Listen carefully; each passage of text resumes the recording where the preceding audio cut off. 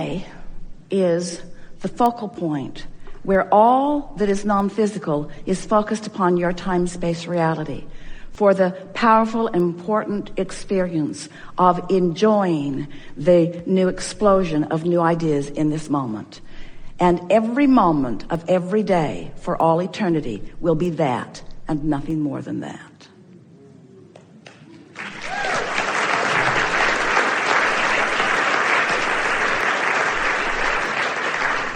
And in 2013, we'll have the same conversation. In 2014, we'll have the same conversation. In 2015. In other words, it's someone wanting to explain, getting parts of it from this non-physical awareness of the power of this now. What people are beginning to feel all around your planet is the power of focus. We've been saying that these are the best of times, and they're also the worst of times because they are the most of times. So those who are focusing in alignment with their grid are just having the exhilaration and are experiencing the benefit, not just of what's going on your planet today, but of everything that has been going on from the beginning of all consciousness, you see. This power and clarity and intelligence and love that we all are is as a result of the culmination of all that we have lived. We just want our physical friends to consciously acknowledge the existence of this expanded version of life experience and to allow themselves the benefit of it in the here and now. So as this energy is moving faster, because the contrast is greater, that means that when you're in alignment with who you really are, your experience is dramatically enhanced. And when you're out of alignment with who you really are, your experience is dramatically enhanced. In other words, it's just more obvious than it has ever been before. We've been saying for a long while that those who have and those who have not are going to be more exaggerated because you get what you think about. And it does not matter how hard you try to reorganize everything in terms of physical action.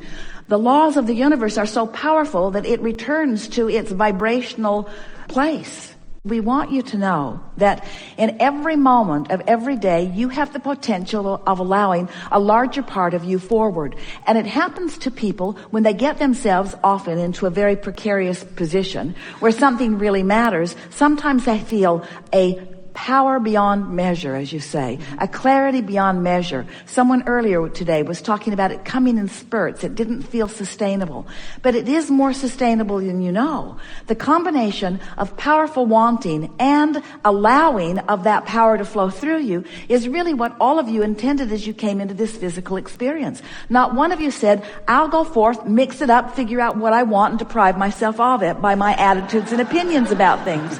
Not one of you said that. Every one of you said, I'll go forth, I'll figure out what I want. It will be held into a sort of vibrational escrow for me until I'm able to figure out how to come into vibrational alignment with it. And when I do, a manifestation will occur. And then I will have a new vibrational stance from which I will compare again and ask again and line up again and receive again. In other words, you know that it's this ongoing cycle.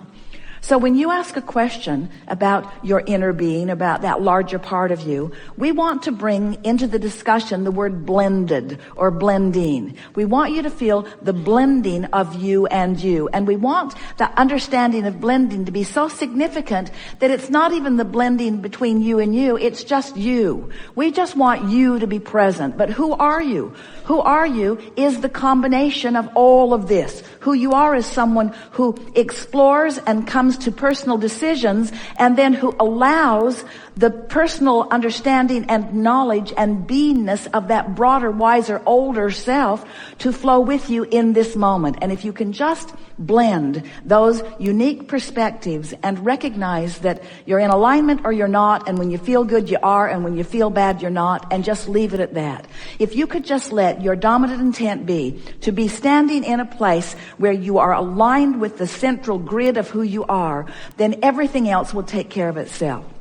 So here's how it all worked out. You come, you bang around, you interact with others, you know what you don't want, you know what you do want, you develop all kinds of opinions and behavioral patterns, and through much of that you're creating life by default because you really don't know for sure consciously what you're doing, except every step along the way you did have emotion that was letting you know how you felt.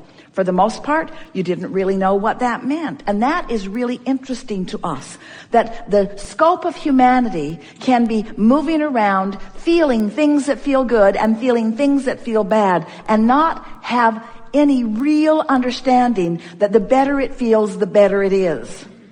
How you got crossways of that one took some convincing by those who wanted your attention upon them, who wanted their life to be better, who believed that in order for their life to be better, you needed to conform to their desires. In other words, I would feel better if you would behave in a way that would make me feel better. And if I can control you, I will, because my feeling good really matters to me. And if I can't control you, then I'll just get more forces around me to try to control you, because feeling good is what I really want.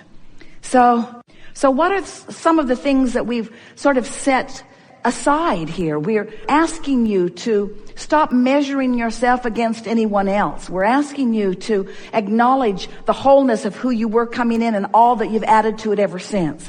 We're asking you to acknowledge that law of attraction has gathered the cooperative components and that they're standing in the wings ready to move into your experiences at any time. And we're asking you to do one singular thing. Chill out. Find a reason to feel good. Don't use verbiage that makes you feel overwhelmed. Don't make it bigger than you are. Make it in the wings. Make yourself ready. Make it ready for you. Make you ready for it. Acknowledge its loving content. Acknowledge your worthy relationship with it. You don't have to consider what everybody else wants. You only have to consider what you've got in your vortex. And you don't even have to consider what's in your vortex. Now we want you to only consider what you're doing vibrationally with your grid, which lets it in. We've been telling you for a while, you've done enough sifting and sorting, and you've put enough in your vortex to keep yourself busy for 20 or 30 lifetimes. So what's it all about, Abraham? Why am I here? I came, I filled up my vortex, now what do you want me to do? And we say, we want you to have a good moment right now. We want you to have a good moment right now. We want you to have a good moment right now. What's it for? What is life all about? Well, it's this triad of intentions of freedom and growth and joy. The basis of your life is freedom. The intense desire of your life, the goal of your life is joy. Then everything else just falls right into place. You cannot cease expansion. But you can have all kinds of expansion while you hold yourself away from the joy, you see. And so here's all of this amassing of interesting, delicious, beautiful, intelligent, wanted things. Everything from possessions to ideas to understandings to beingness. In other words, it's all there. This expansive collection of your ideas is divine and magnificent. And here you are, letting it in or not, doing a little bit of all of it, but not able to define it because it's been going on for so long and it is so much. And it's been added to by others who know it too. So your vortex is huge in relationship to where you stand. Let's just stay there for just a bit. Now, we've been talking to you through endless processes for a long time.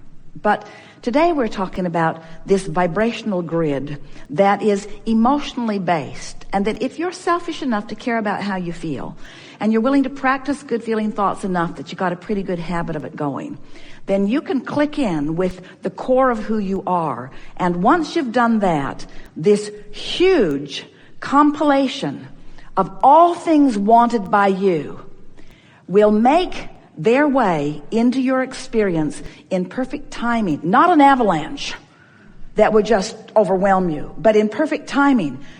Every idea in the world not coming to you all at once, just the one that matters right now with this gadget that you're fussing with right now. Every piece of information not coming, every joke you've ever heard not coming to you right now, just the one that applies to this situation that will be most received and appreciated by those who are around you. In other words, bit by bit, the manifestations filling into this grid because they've been collected, but they're coming to you in this pointed now. We've attempted to say that in so many different ways. We said the creative process is 3 steps. Step 1 is you ask, and contrast helps you do that. Step 2 is source answers. That's that vortex gathering. And step 3 is You must find a way of allowing it so that it can manifest in your experience.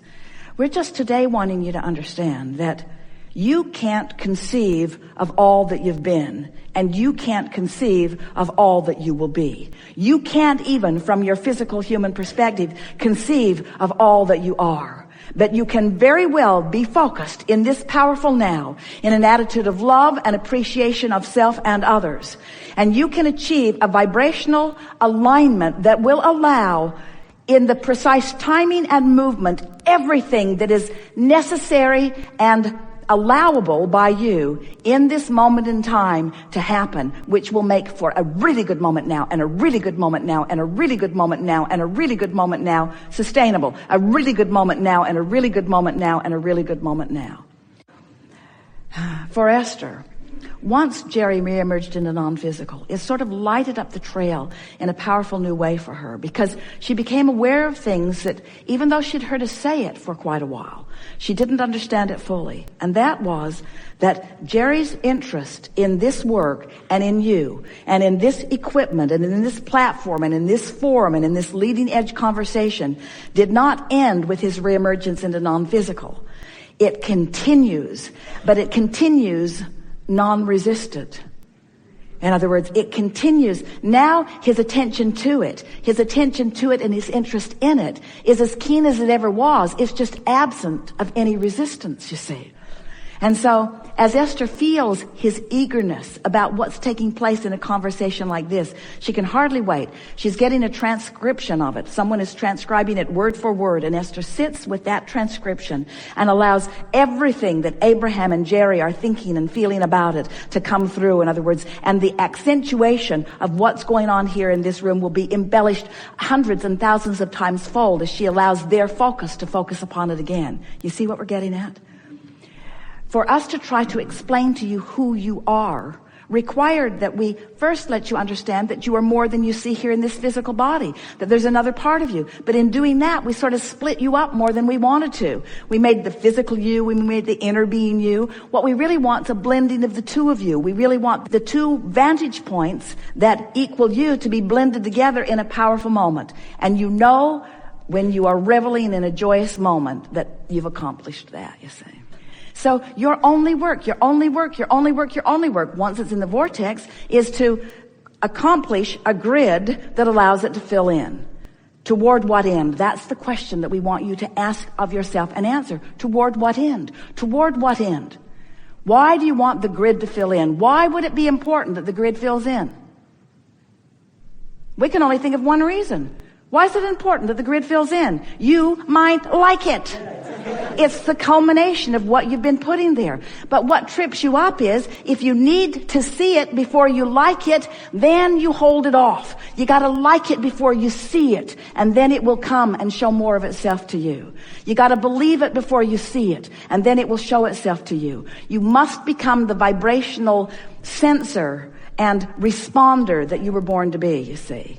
It may seem odd to you because here you are, manifested versions of that which is us, and we're trying to teach you how to be less manifested so that you can be more manifested. But we're trying to teach you to care less about the manifestation so that you can align with more that you want, so that your manifestations are more of what you do want and less of what you don't want. And what would be the reason for that? You might like it. You're supposed to feel good. Life is supposed to be fun.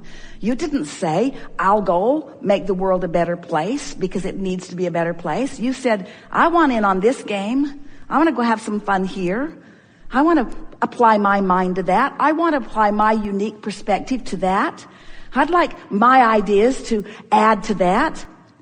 Why? Does the world need me? No. Somebody else will figure it out if I don't. Then why? Because it's fun to figure it out. It's fun to be interested. It's fun to observe. It's fun to conclude. It's fun to launch rockets. It's fun to be out of whack and then to deliberately get into alignment. It's fun to feel movement. It's fun to feel energy. It's fun to be powerful. It's fun to take the energy that creates worlds and flow it to the specifics of something that matters to me.